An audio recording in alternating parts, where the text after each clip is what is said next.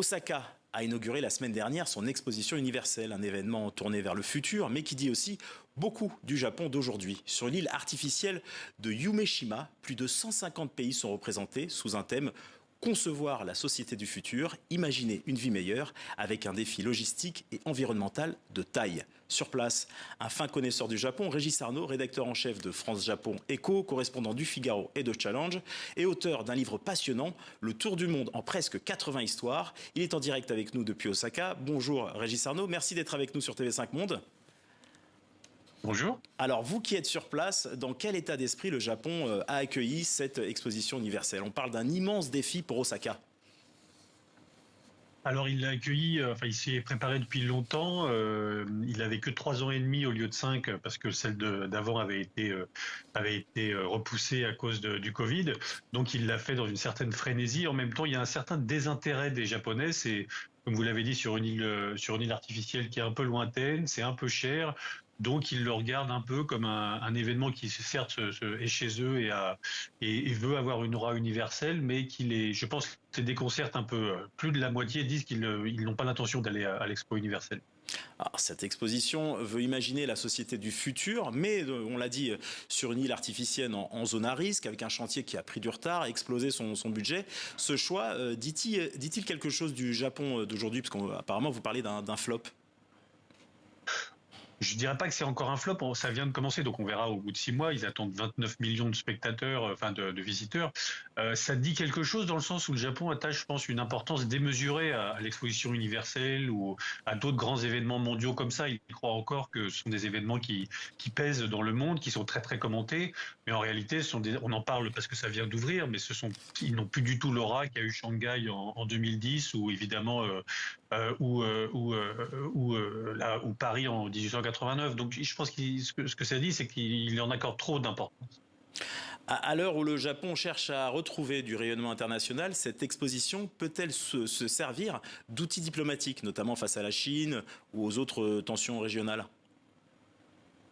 Venir au Japon, c'est en général, connaître le Japon, c'est l'apprécier. C'est-à-dire que toute personne qui vient au Japon, je connais très peu de gens qui sont déçus par ce pays, qui sont pas impressionnés, qui voient pas une société vraiment à part, un pays avancé, etc. Donc, en ce sens, c'est un bel outil diplomatique. Même si la plupart des étrangers n'iront pas au Japon, que l'expo serve à faire parler du Japon, en soi, c'est une très bonne chose. Dans votre livre, donc, Le Tour du Japon en presque 80 histoires, on découvre un Japon loin des clichés, celui des oubliés, des marginaux, de ses paradoxes aussi. Pourquoi avoir voulu appuyer sur ce regard, disons, à hauteur d'homme?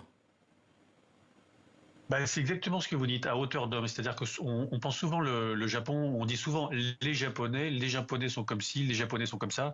Moi, mon livre, c'est plutôt sur des Japonais, c'est-à-dire des individus isolés qui mènent un combat, qui croient en quelque chose, qui ont un trajet de vie particulier et qui m'ont fait la gentillesse de me parler et dont j'ai recueilli un peu le trajet. Donc c'est ça que j'ai voulu montrer, pas forcément des marginaux, mais des gens qui traçaient leur sillon seuls dans une société qui tend plutôt au collectivisme. On a souvent, peut-être à tort, vu de l'extérieur et vu de France en particulier, l'image d'un pays replié sur lui-même. Est-ce que c'est encore vrai, à l'instar de la princesse, par exemple, Mako, une personnalité assez symbolique au Japon, très solaire, quand on l'a vu au début, qui, au fur et à mesure, est maintenant moins présente médiatiquement, limite fermée, mutique. Est-ce que la personnalité de Mako est à l'image de l'image du Japon aujourd'hui? Est-ce que c'est une réalité? Je dirais pas ça. D'abord, non, je crois pas que ce soit quelqu'un de mutique. C'est juste que si vous voulez, l'institution impériale est un peu est dans une position particulière. Le Japon a toujours, ce qui est marrant, c'est un peu ce que vous dites, c'est-à-dire que le Japon reproduit à l'échelle de la nation les traits qu'on voit souvent chez les Japonais, c'est-à-dire une certaine retenue, un refus de se confier, de s'ouvrir, d'être tout à fait ouvert. Il y a souvent plusieurs couches avant qu'on découvre la vraie personnalité de quelqu'un, par pudeur, par retenue, encore une fois, par éducation. Donc c'est vrai que la famille impériale évoque un peu ça, mais mais voilà, c'est plus une retenue qu'une fermeture, je pense. Alors ce n'est pas la première fois que Osaka reçoit l'exposition universelle, c'était le cas dans les années 70 et notamment à l'époque le Japon pardon, donnait l'impression d'une nation hyper conquérante alors que quand on la voit aujourd'hui, 50 ans après, on a l'impression que le pays a un peu perdu de sa superbe. Est-ce que vous confirmez cette impression-là? Bah, disons que c'était un autre Japon, comme les JO de 64 n'étaient pas les mêmes que les JO de 2023. L'expo d'aujourd'hui n'est pas la même que l'expo de 70. L'expo de 70, c'était le Shinkansen, les progrès, l'automobile japonaise, Le Shinkansen, c'est le l'arrivée fameux d'une nation. TGV, c'est le fameux train à grande vitesse. Le fameux train à grande vitesse. Le Japon était un sérieux concurrent à l'Amérique, comme on dit de la Chine aujourd'hui. Aujourd'hui, c'est un pays plutôt apaisé, pluvieux, qui cherche plutôt à préserver ce qu'il a qu'à cultiver et à devenir plus riche. Dans votre livre, encore une fois, vous racontez des histoires de vie souvent invisibles, hein, on l'a dit, mais aussi des histoires de réfugiés, de chrétiens cachés, de travailleurs précaires. Est-ce aussi un portrait politique en creux du Japon moderne? Je crois que j'essaye de rendre la diversité du Japon et effectivement de montrer ce qu'on ne voit pas ou ce qu'on n'entend pas. Le privilège qu'on a quand on est un journaliste étranger, c'est que finalement les gens vous ouvrent peut-être plus leurs portes, un peu comme si vous étiez dans un train tard le soir dans un wagon, puis tout d'un coup vous vous mettez à parler à un inconnu et vous vous dites des choses que vous diriez pas à votre meilleur ami. Et c'est un peu ça, ces rencontres qu'on a avec des Japonais quand on est journaliste ici. Et enfin, dernière question, si vous deviez raconter une seule histoire pour faire aimer le Japon à quelqu'un qui ne le connaît pas, ce serait laquelle, Régis Arnaud?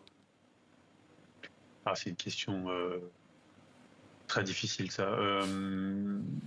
Et c'est même, je crois pas que je peux y répondre. Je pense il y a beaucoup d'individus. Dès que vous passez un peu de temps avec quelqu'un, il vous dira des choses quelque chose qui vous surprendra, qui vous frappera. Ce qui frappe beaucoup au Japon, dans tous ces cas, ce sont la générosité de gens seuls, en fait, qui sont tellement seuls dans la société qu'ils tracent leur sillon presque comme des saints. Enfin, j'exagère un peu, mais c'est la pureté de leur engagement, je dirais. Voilà.